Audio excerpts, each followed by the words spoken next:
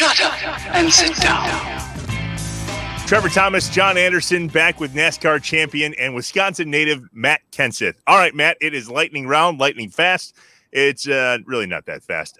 These are just some off-the-cuff questions now. Let's talk about home. Let's talk about things that you've probably never been asked for. When's the last time you were back for a Packer or Brewers game? Oof. That's been a long time. So I threw out the first pitch at the Brewers game, like, I don't know, maybe like 5 years ago or something. I'm just guessing. And I didn't really realize that they have like 16 people throw out the first pitch. I thought I was kind of special. I'm like, oh, I'm throwing out a first pitch, even though it's like a Tuesday night at 7 o'clock or something. I'm like, oh, still kind of cool.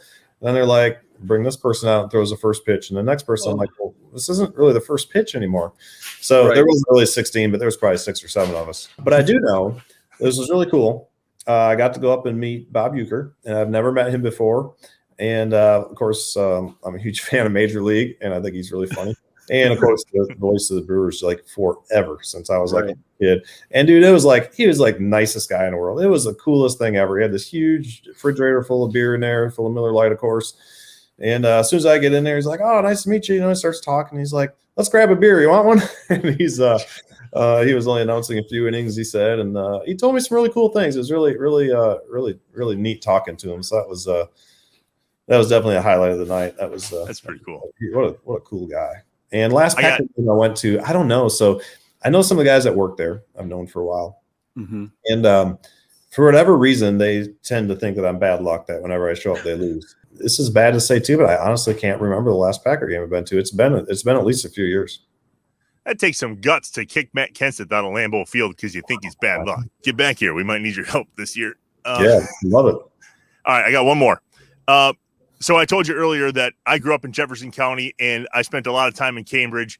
And I'll never forget when you built the Matt Kenseth Museum and Teen Store. Yeah. And I learned recently that that's now Cambridge Winery. Have you been to Cambridge Winery? I have. Nice. I have. Is it weird seeing that? No, the timing worked out really good. I mean, it was kind of time where I needed to kind of get that shut down. I'm so thankful I was able to build that and afford to build it when we did. I think there's been a ton of fans that enjoyed it. I know I really enjoyed it. Used to come up there and see the fans a few times a year. Man, I had like 7 cars up there. I had every piece of racing memorabilia that I've ever had was in there. I had pretty much nothing at home except for Daytona 500. Actually, everything was up there except for the original Winston Cup trophy I had at home, but everything else was up at the store in Cambridge, so everybody could come in and pretty much see my racing career from the start until we ended up, closing that store. So the winery was coming in there, and they were building that community behind there, and they kind of needed a showroom, restaurant type of place, and that place was right on the highway, and it worked out really well for him. So I have been there. It's really nice. The food's great. The wine is good. He's got a nice place there. Wait, so the museum is not there anymore at all? There's not. Where's all the stuff? It's upstairs here at my shop at home right now. I'm still trying to get it all organized. It's a slow process. I'm trying to build some shelves, and I got a couple race cars here, and so it's all down here now. All right, I got just a couple. First off, this is just spurred from what you said. Give me your favorite line of Major League. Well, probably the same as everybody's. What is it? Just a little outside. Is that what it was? Just a bit outside. I don't know how they can keep laying off those pitches as it comes through. Cambridge, Wisconsin. Since I've watched that too, but that is pretty good. There you go. Watch it. So you're in Cambridge, Wisconsin. If you could go visit, would you rather visit Cambridge, Mass, or Cambridge, England, where the university is?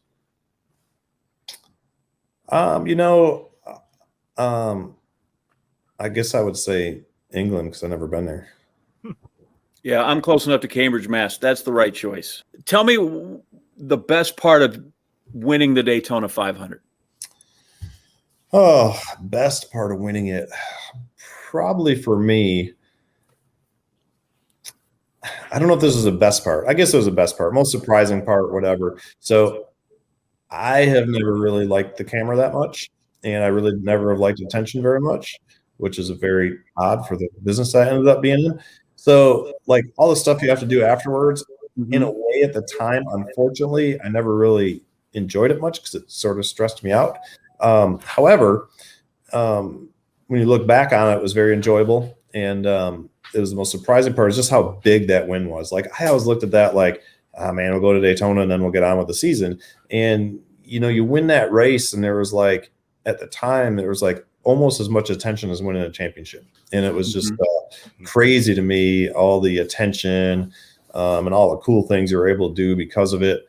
So I would say all that. It was really neat winning it and pushing the car into, I don't know what they call it anymore, but Daytona USA the next day with your team and putting it in there, and it sat there for the year and kind of hanging out with everybody there. And then just really went on a whole week-long media tour, and they got done and they dropped you off in Phoenix on Thursday night. You had one more thing in Phoenix on Thursday night. So that was a crazy part. We left there Monday morning and never went home, and ended up going to New York and going all over the place, San Francisco, and ended up dropping in Phoenix. So it was that was a crazy week. So that was a big surprise for me.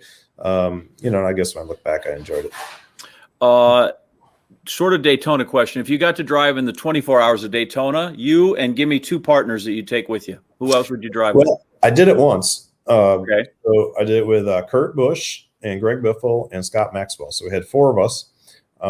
We were not very fast, and the car broke about every 4 hours. So it wasn't really the greatest experience ever. I mean, I was glad I did it, but it was a little frustrating because we always wanted to do the best we can at whatever we're going to do, and I didn't feel like we put forth as good an effort as I wish we would have, but it was fun. So I didn't really answer your question. Man, I don't know. I think it'd be fun. So I got to pick 2 people. You said probably like Jamie McMurray. You can get 3, yeah. He's a friend of mine. You can have Katie if you want. You can bring whoever you want. No, he's a great road racer, and he's a friend of mine, so I think that would be fun. And then and probably Jimmy. He's a good buddy of mine too. Okay, very good. Pretty good at what he does too. Yeah. And the last one I have for you is and sometimes on this show, I like to say we have to have a little segment called Educating Trevor, because he's young and he doesn't know as much as he should. He doesn't seem to want to be a student of history. He just assumes that the world started in 1983 when he was birthed. In terms of great Wisconsin race car drivers, right? I mean, you were on the podium there, but tell me what people in Wisconsin should know about the importance of Alan Kulwicki and Dick Trickle. So that's a tough one. I don't know much about Alan Kulwicki except for what I've read. I've won a championship though, at least, right? Yeah, I mean, I know all that, but I'm just saying, like, I never watched him race short tracks. He was gone way before I was old enough to really watch races much, even. So I really don't know a ton about him except for what I've read or what I've watched on TV. He won a championship. He's his own owner, like all the stuff everybody knows. And Dick Trickle, I mean, just legendary short track racer. All the stories about him, right? Trickle, the one thing about Trickle that I always enjoyed is he was like the king of one-liners. And please don't ask me any of his one-liners at the moment, because I'm not going to be able to just recall them all one at a time. But he was just like the king of one-liners. He just had all of these, just random things like 8 tires grip better than 4, like when you slide into somebody, just whatever. He just always had these one-liners.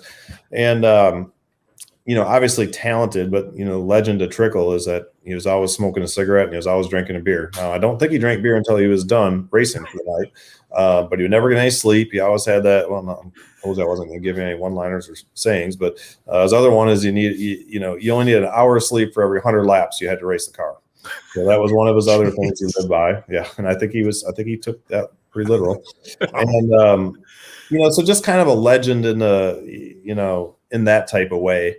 And then, obviously making it down there at such an old age and doing pretty good at NASCAR. So the one thing I remember about Trickle, I'm kind of jumping around here a little bit, is I remember being at Milwaukee. I don't know if you guys remember this race or not. John might, but they just paved it. Trickle was driving that Schneider car, and he's leading the race at Milwaukee. Packed grandstands. I don't know if they had bush races there every year or not at the time, but it was when that pavement was all coming up right after they paved it. I don't know what year it was. And he was leading the race, and like the fans are going crazy. I mean, it was just like watching it. And I don't know, there's only a few laps to go, and you had to stay right in the groove because the track was coming apart. And it was all gravel outside the groove, and he's leading, going to win easily. And he messed up, and he got out of the groove about 2 feet and got in the gravel and slid out of the groove and lost the race with like 2 or 3 laps to go or something like that. And it was like, I was like devastated. I felt so bad for him. I was like, oh man. So that's my one trickle story I remember. Matt, as we wrap this up, we talked a little bit earlier about being a Statriot. Wisconsin pride. We have it really thick here. As some of my friends and close family found out that we were going to have you on the show, I started getting some stories that trickled in, and I promised to share this one with you. This is actually really, really cool. Here's what it says. Or is this going to be okay? What's it? Is this the time I should sign off, or is this going to No. 2013. You're going to love this. You're going to love this.